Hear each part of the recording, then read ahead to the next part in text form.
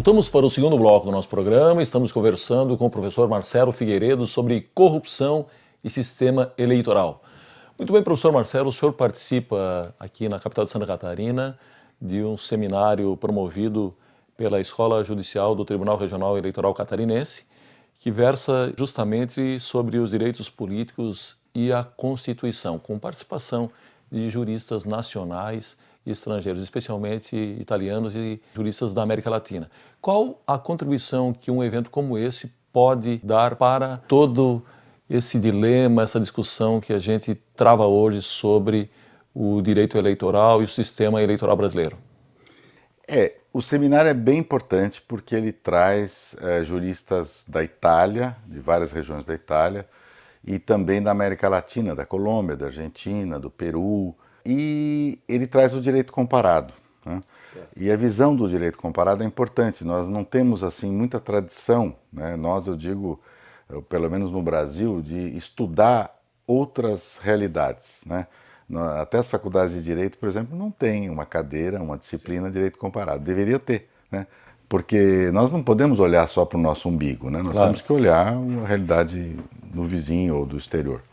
Não para copiar, mas para saber realmente discutir pontos de vista diferentes, visões diferentes. Por exemplo, nós tivemos um professor da Colômbia, que deu a realidade colombiana, falando que tem uma judicialização muito forte na Colômbia.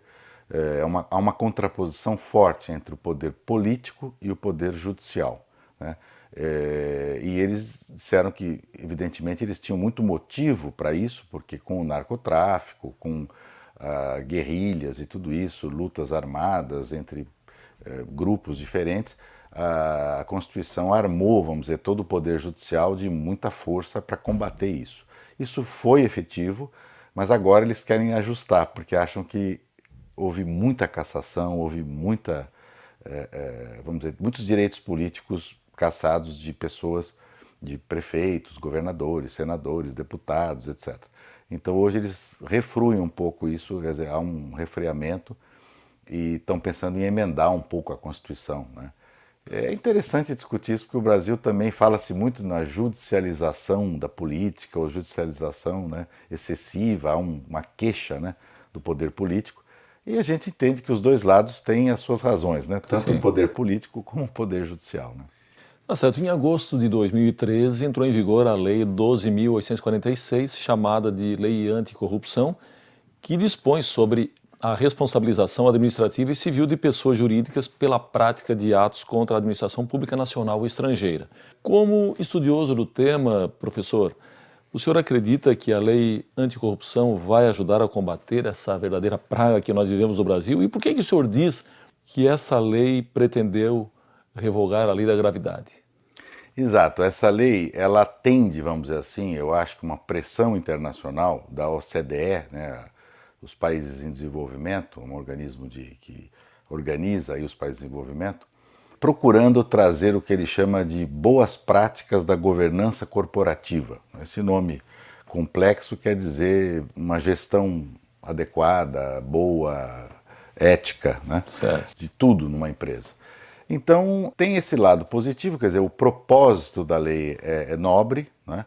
Mas ela é um pouco contraditória na medida em que ela pretende responsabilizar não só a pessoa jurídica, como qualquer dirigente da empresa. Então ela está já, vamos dizer assim, a reação à lei já é forte, as empresas estão preocupadas, já contrataram muitos advogados, auditores, consultores, contadores, para saber como, eu não digo evitar a lei, mas como não incidir nas práticas que a lei entende como anticorrupção, que são muito abertas.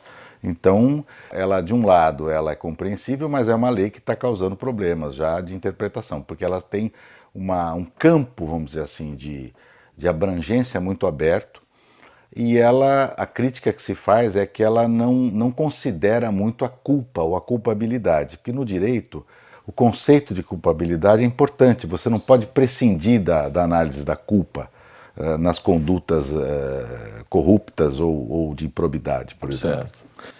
Bom, o financiamento privado de campanhas políticas tornou-se aí um prato cheio, como todos sabemos, para a corrupção. E é mais do que sabido que empresas financiam candidatos em troca de benefícios, como, por exemplo, contratos com o poder público. A pergunta, o financiamento público das campanhas seria um princípio de solução? Eu sou favorável ao financiamento misto de campanha, que já é praticamente o que é adotado no Brasil. Eu acho que nós devemos aperfeiçoar o balanceamento, digamos, entre o que é financiamento público e o que é financiamento privado. Eu acho que está havendo uma certa polarização muito simplista entre capital público e capital privado. Esquecendo, por exemplo, que o horário da televisão é público. Quer dizer, é um financiamento público, e quem está pagando isso para as emissoras é o Estado. No fundo, somos nós que pagamos esse horário gratuito, por exemplo, né?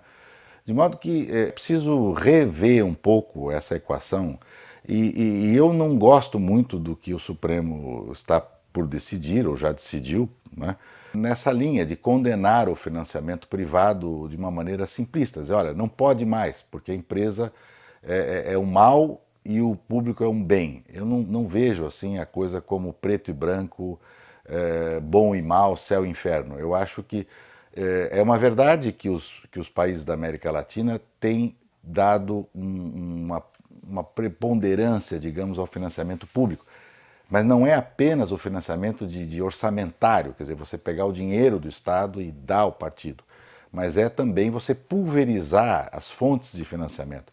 Eu sou radical ao contrário, eu acho que todo mundo poderia contribuir para a política. Eu acho que você excluir um empresário da política, eu não vejo razão para isso. Eu prefiro fiscalizar o recurso que é dado, publicar o nome desse empresário, desse doador, colocar luzes na doação, do que simplesmente proibir. Eu acho que a criatividade humana é muito maior e esse dinheiro, esse caixa 2, não vai acabar de existir, porque do contrário, os países que só têm financiamento público não têm corrupção. Isso não é verdade.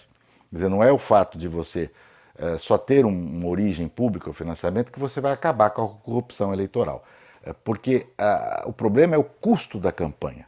Você tem que diminuir o tempo de campanha e, no meu modo de ver, espalhar o número de financiamentos, quer dizer, possibilitar que todos possam doar um pouquinho, como é o caso dos Estados Unidos, por exemplo, e fiscalizar melhor. A Justiça Eleitoral já avançou muito nessa fiscalização, mas ela não é ainda analítica, ela não tem condição de verificar detalhes, ela não é uma auditoria nas contas, nem pretende ser. Talvez a gente possa melhorar a fiscalização.